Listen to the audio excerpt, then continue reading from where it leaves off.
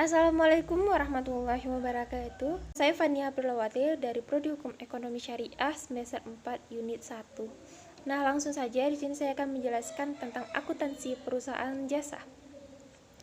Apa sih yang dimaksud dengan akuntansi perusahaan jasa? Mari kita lihat. Nah, akuntansi perusahaan jasa adalah suatu perusahaan yang di dalamnya menjalankan kegiatan usaha sebagai penyediaan jasa untuk memenuhi keinginan konsumennya. Menurut Budi Grautama Siregar menjelaskan bahwa perusahaan jasa merupakan suatu perusahaan yang memiliki kegiatan utama menjual belikan jasa. Atau dapat dikatakan bahwa dalam perusahaan jasa yang menjadi fokus adalah servis. Adapun menurut Anggi Hanggara yang menjelaskan bahwa yang dimaksud dengan perusahaan jasa yaitu perusahaan yang mempunyai aktivitas dalam penyediaan segala jenis pelayanan pada konsumen yang memerlukannya.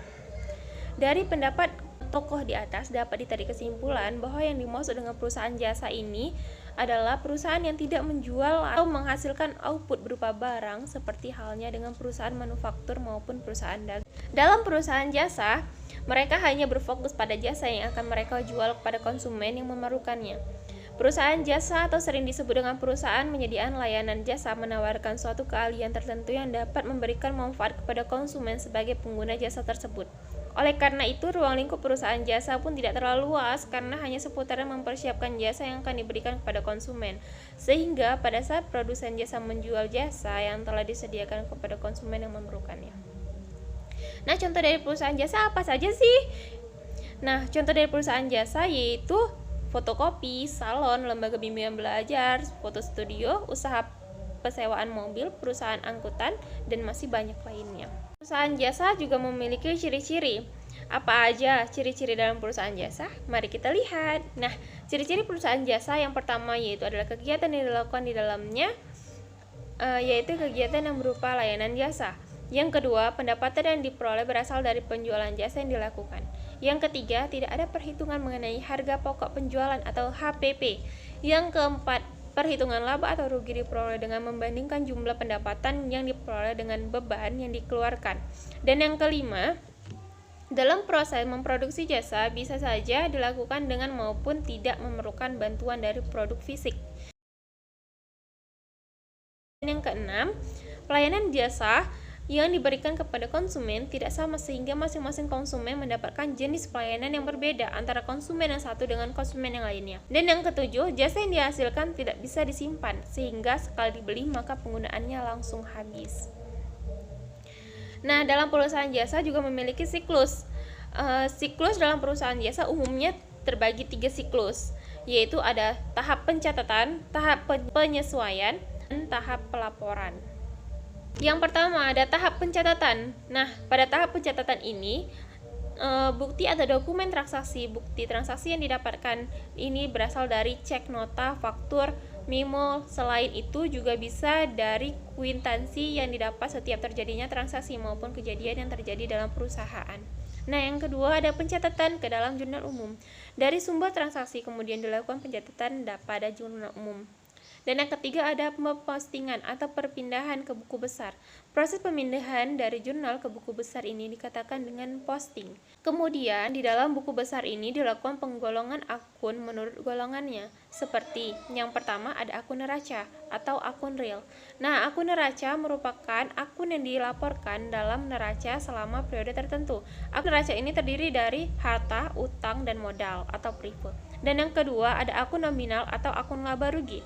Nah, akun nominal atau akun laba rugi merupakan akun yang disediakan sebagai dasar untuk melakukan perhitungan dalam laporan laba rugi, contohnya seperti pendapatan dan beban.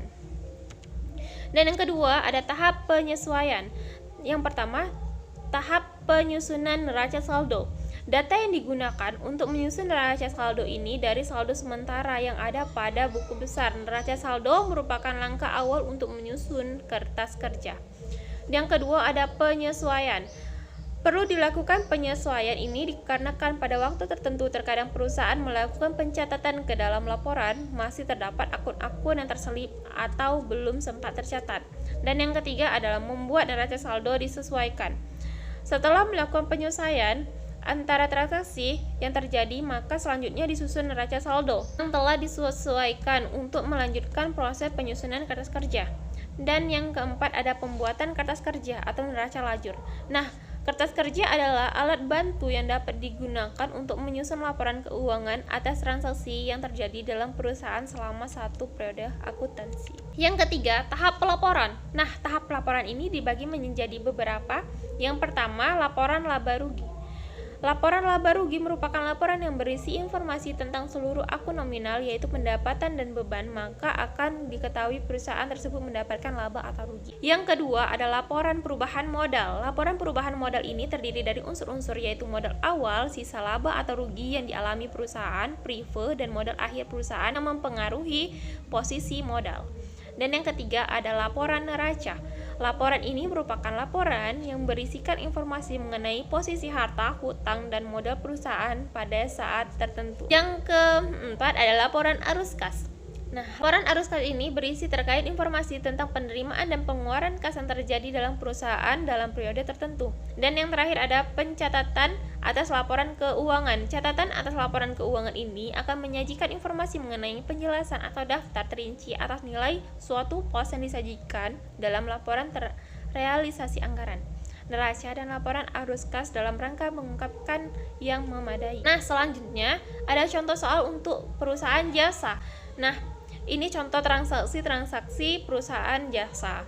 Dalam transaksi tersebut, yang pertama akan kita buat itu yaitu jurnal umum. Nah, ini adalah contoh dari jurnal umum. Yang kedua adalah buku besar.